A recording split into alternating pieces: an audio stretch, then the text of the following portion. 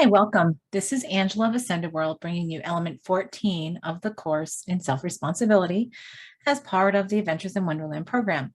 So today we're talking about success, and we're in this grouping of personal victimhood, right? Because we feel like success is out of our control, right? Sometimes we think it's dumb luck or whatever. So when you look at since you've looked at the workbook, the feelings around all aspects of my reality that I judge as successful or failure, like think about that.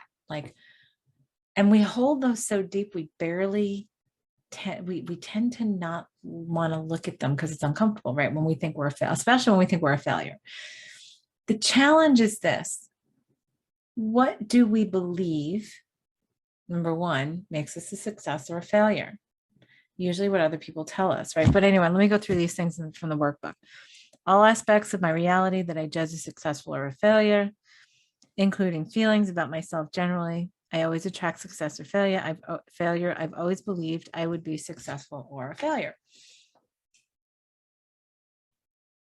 So we have these perceptions of ourselves, and the question to ask is, in our self-responsibility, right, of creation, what do we believe that has caused us to create this, right? So if we believe that we have a particular externalization to live up to, right?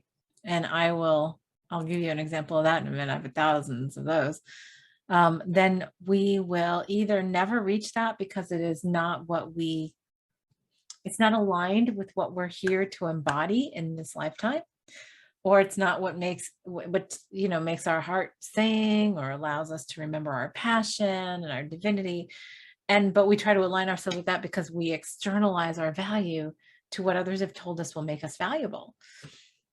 And then we define that as a success. So then if we don't hit that, and many times it's unreasonable because it's not what makes us tick, then we think we're a failure. So like one example of that is a client that came to me over a period of time and had this incredibly vibrant, saturated experience in her adulthood, living in San Francisco. She had so many experiences, so many things to share about that were so important, right? And she came to me going on the verge of, I think she was in her 40s. She was in her 40s. And she was just like, I'm a failure. And I'm like, how are you a failure? And she goes, well, my sister's a doctor and she has her 2 kids and the white picket fence and the perfect husband and the perfect house and all that kind of stuff. And I'm like, okay. And she's like, and I don't. And I'm like, and so is that what you want? She goes, well, not really. And I said, so then why do you think you're a failure? Yeah, you're a failure to being what you don't want to be, which means you're a success because that means you're being more of what you want to be. So it's a challenge because we're out of this mindset because people tell you, oh, to be a success, you have to do this. What came to me, I went through this period of like questioning about success and everything else, was my guidance came to me and said, so when are you going to actually define what you feel is success, instead of holding yourself to the expectation of what others see as successful?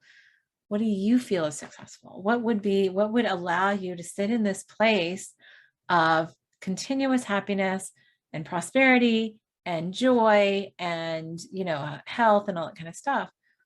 And it's like, oh, wow, you know what?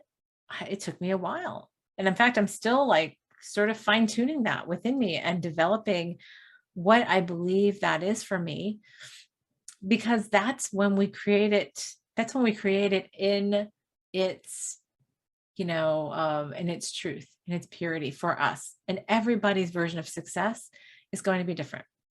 Now, here's the thing. Then we think, if we have these expectations of what the success looks like, then we have all these specific things that we define with it. And then when we don't have those specific things, then we believe we have failed and that we're a failure because we have not become that, right? So the thing to shift again is to be very clear on what our definition of success is, and to see if it's really coming from our heart and our passion, or if it's from what our parents have instilled in us, what culture instills in us, what we're taught in school, what our friends, our peers all have influenced us with in believing like how many times people are chasing, the term keeping up with the Joneses, right? Oh, we have to have this nice house, whatever makes us look valuable and like, a good person or good people, or I have to do this. Oh, I have to do this kind of service. I can only my purpose can only be something to be of service to other people because that's what makes me a good person, because that's what I've been told is honorable and everything else. When really it's coming to this recognition that I have come here as already perfectly and infinitely divine. And I have embodied myself in this perfect, perfect body, in this perfect representation to play out the lessons that I chose to want to play out, to be a part of the symphony in this particular set of notes, this particular instrument that makes it the perfect symphony. And by the way, all of the other pieces of the symphony are me in different presentation anyway. So therefore it's all perfect. So how can I not be a success in carrying it out when I do it from this place of honesty and truth and authenticity from my heart and from my passion, so that everything I do is just infused with that energy. And with that comes our success in everything, right? And so what is our success? Is it accomplishing something, or is it like, what are we accomplishing? Sometimes we think, okay, so I'm a failure because, okay, here's a big one that I get and I work with a lot. I'm a failure because I got a divorce, because my marriage failed. Not mine, but like somebody who's come to me and said, well, because my marriage is over, that means it's a failure.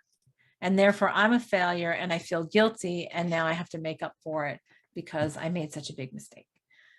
And I always say, whoa, whoa, whoa, whoa, back up. No mistakes. There are no mistakes.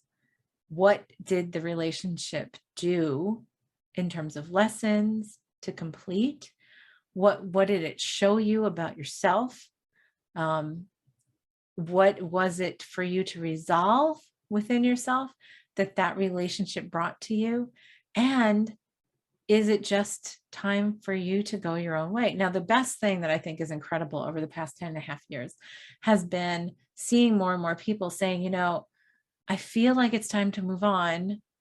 And I've been married for, X amount of years. I feel like it's time for both of us to sort of take our own journeys. And yet there's nothing on the outside that looks like bad, like that individual, like I'm not abused, or, we're happy and comfortable and da, da, da. And yet I'm being pulled in another direction. I feel like it's time for me to go. And then we judge ourselves so tremendously because culturally we tell ourselves, no, the only way a marriage is successful is if we are together for the rest of our lives. It's in our vows, it's in our belief systems and all that kind of stuff. Of course, the belief systems that were created when we lived to be 40 years old or 30 years old or whatever. And so, the thing is, it's time for us to again, go inside and say, what is success? Did I complete the lessons? Ask your guidance. Did I complete the lessons that this relationship was created to complete? That's a success. Is it, was it to help me get to a place where I was in this propulsion to stand on my own 2 feet? Then that's a success. Was it to bring certain children into the world for their purpose? Well, then that was a success. So there's so many different ways of looking at that. And it's really for us to redefine success, to realize we are the ones who create it because we're the ones who define it. I mean, that's just so simple right there. So on that, let's just go and just dig right in to our creation statement. It's with ease, joy, and love that I acknowledge, accept, and embrace my responsibility and empowerment in the creation of all aspects of my personal victimhood, including what I consider success, past, present, and future. And I love that because we release ourselves from victimhood to realize, oh no, I create this because I defined it. I created it. I created what that looks like, So on that, let's close our eyes, take a deep breath, open our hearts as we set ourselves at the vibration where this is the place from where this is our truth. This is from where we exist, create, and experience.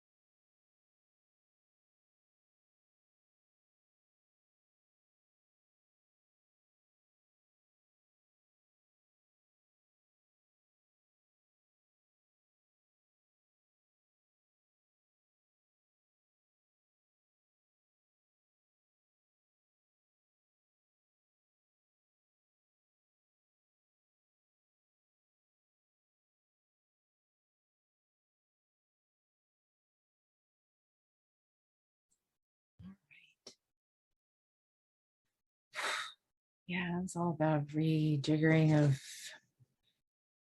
definitions and understandings, and it was like moving the puzzle pieces all around and all sort of finally set in. That felt really nice at the end. So sit with that, reflect on that, and what your definitions are within you. So on that, our post-video affirmation is, I am responsible for and empowered by the creation of all aspects of my personal victimhood, including my success, past, present, and future. And in that is understanding what you define as success and shifting our understanding to making it maybe a little more broad and self-centered, meaning from the heart, our own heart and our own passion. So on that, have a great one. We will see you for the next element. Thank you.